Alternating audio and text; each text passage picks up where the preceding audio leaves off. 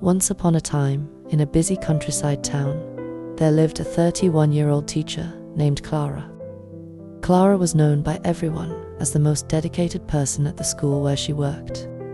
She loved teaching, loved her students, and always gave her best in everything she did. But there was something nobody knew about Clara. There was something she hid behind her ever-present smile. Every day, from the moment she woke up until bedtime, Clara's mind never stopped, not even for a second.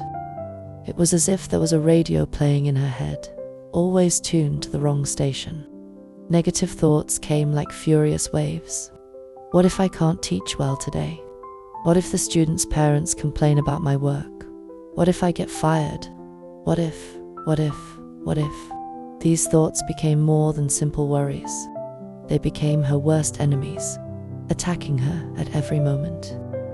During classes, while explaining math to her 80-year-old students, her mind whispered, "You're explaining this wrong. They don't understand. You're a terrible teacher." During lunch, when she should have been resting, the thoughts continued. "You should be preparing more activities. You're lazy. You don't deserve this job." Clara tried everything to make these thoughts stop. She kept herself busy all the time, watched television until late, listened to loud music, talked non-stop with friends, but nothing worked.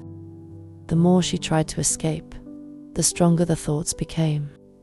It was like trying not to think of a pink elephant. The more you try, the more the elephant appears in your mind. Clara's situation was getting worse and worse. She began having trouble sleeping.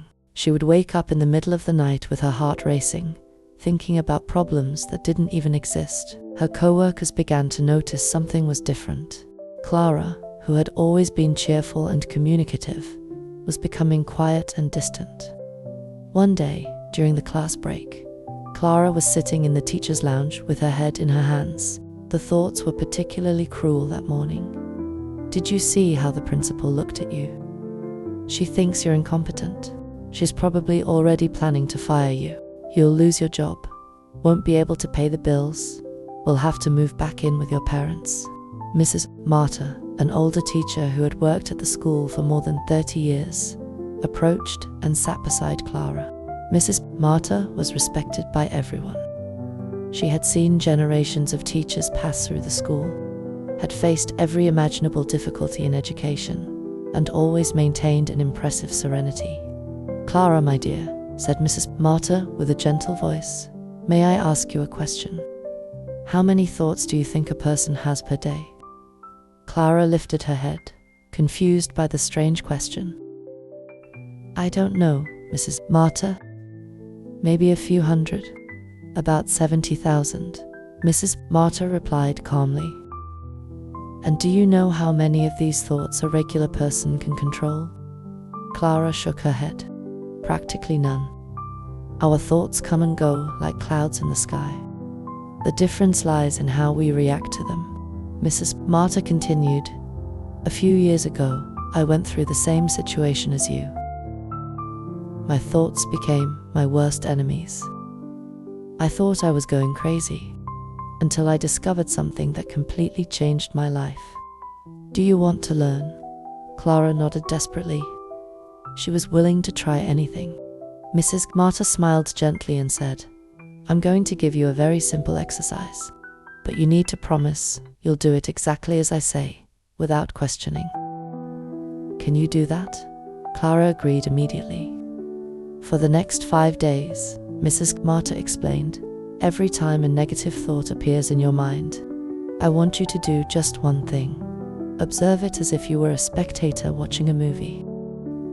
Don't try to fight it. Don't try to change it. Don't try to make it go away. Just observe. And then, mentally, thank the thought for trying to protect you and say, "Thank you, but I don't need you right now." Clara was surprised. "That's it. But how will this help?" "I need the thoughts to stop." Mrs. Marta laughed softly. "My dear, you have been fighting against your thoughts as if they were your enemies. But what if I told you they're not your enemies? What if I told you they're just temporary visitors in your mind, trying to protect you in an exaggerated way? Think of it this way, Mrs. Marta continued.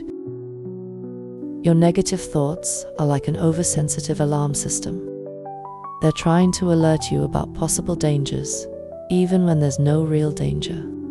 When you fight against them, it's like shouting at the alarm system to stop ringing. That only makes the alarm ring louder. But when you simply acknowledge the alarm, thank it for trying to protect you, but explain that everything is okay, the alarm naturally calms down. Clara wasn't entirely convinced, but decided to try. Mrs. Marta, why are you helping me? Because, replied the older teacher, someone once taught me this when I needed it most. And because I know that when you learn this, you'll be able to help others too.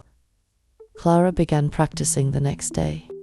Right in the morning, before even getting out of bed, the first negative thought appeared. Today is going to be a horrible day.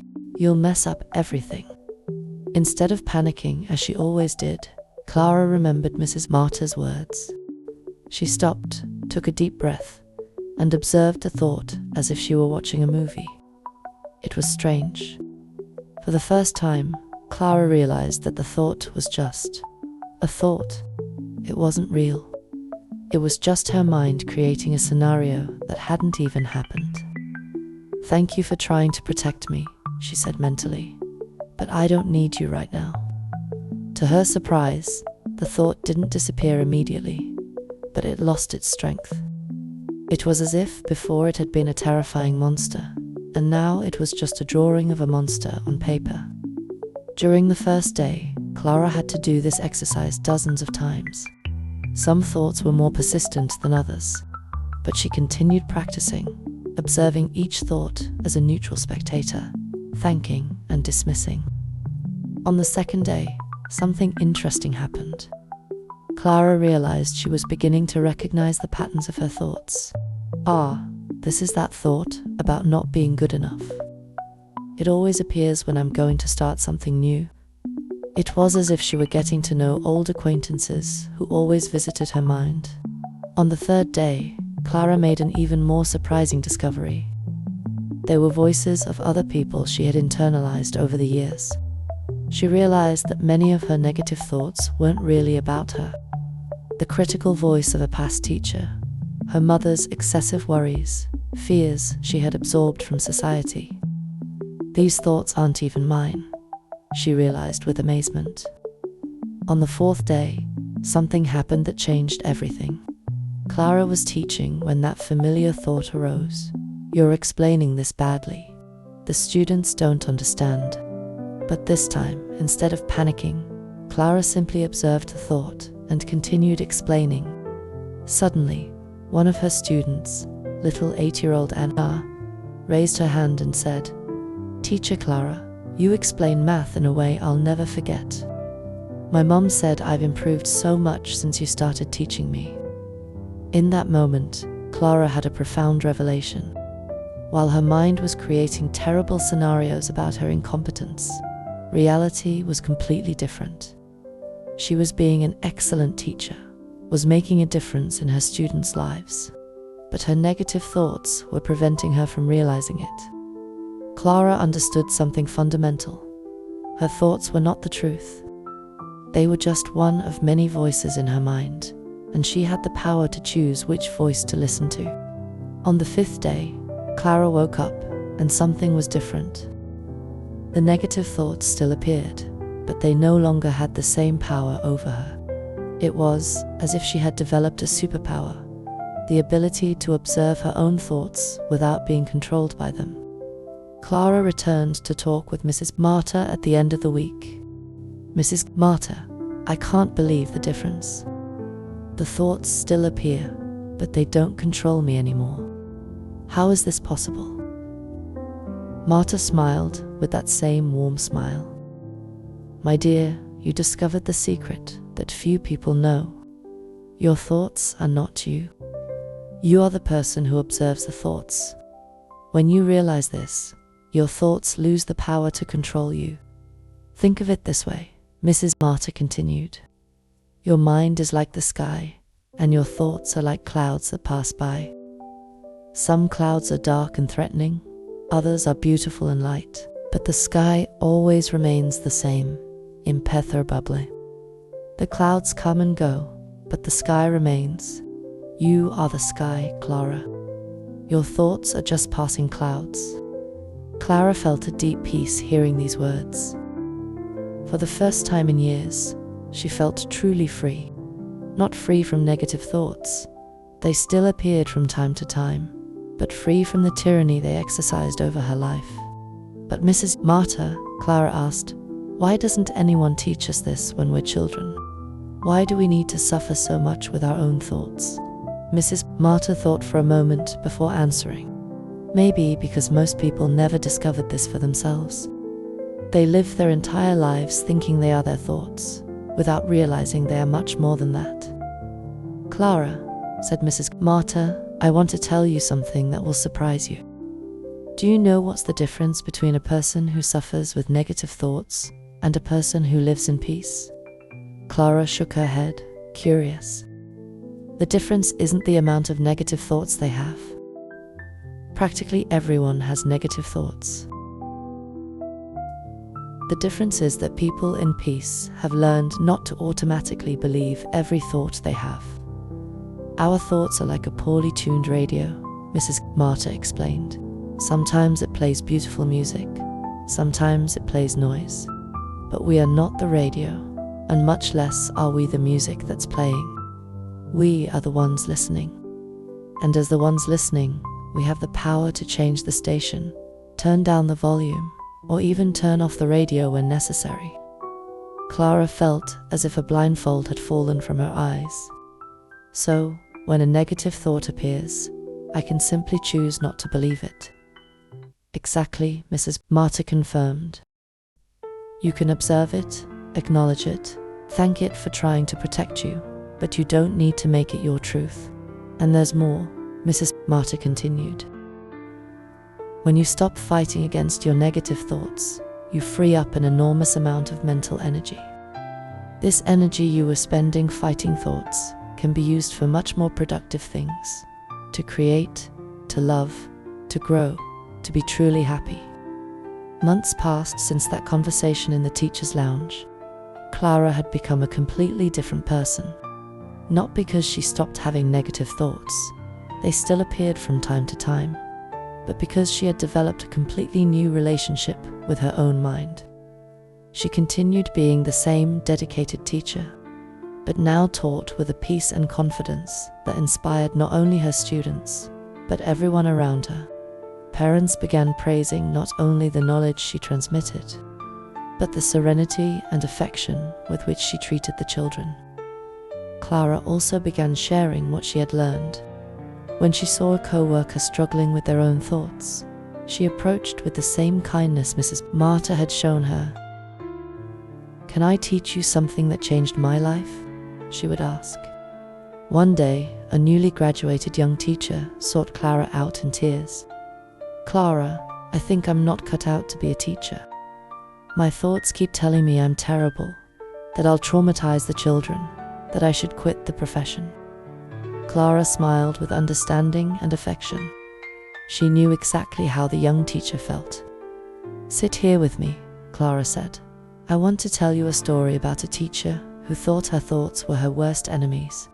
And so, the cycle continued. The wisdom Mrs. Marta had shared with Clara, Clara now shared with others.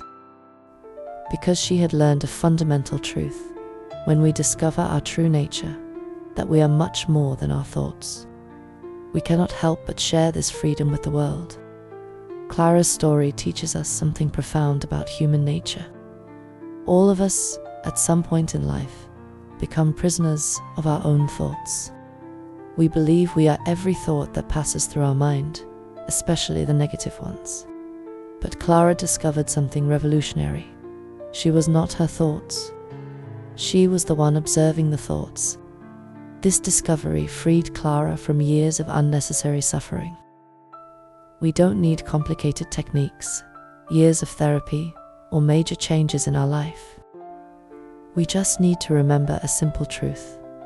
We are the sky. Our thoughts are just passing clouds. So, the next time a negative thought visits your mind, remember Clara's story. Remember that you have a choice. You can fight the thought and give it more power, or you can simply observe it, acknowledge it. Thank it for trying to protect you, and gently remind it that you're okay. What thought has been your worst enemy lately? What critical voice has been stealing your peace and joy? In the comments below, share what negative thought bothered you most today. And let's practice together this exercise of observation and gentleness with our own mind. If this story touched your heart and made you see your thoughts in a different way, leave a like so more people can discover this freedom. And subscribe to our channel, because we have many other transformative stories waiting for you. Stories that can change not only how you think, but how you live. Remember, you are not your thoughts. You are much more than that. You are the infinite sky where all thoughts dance. And in the infinite sky, there's always room for peace.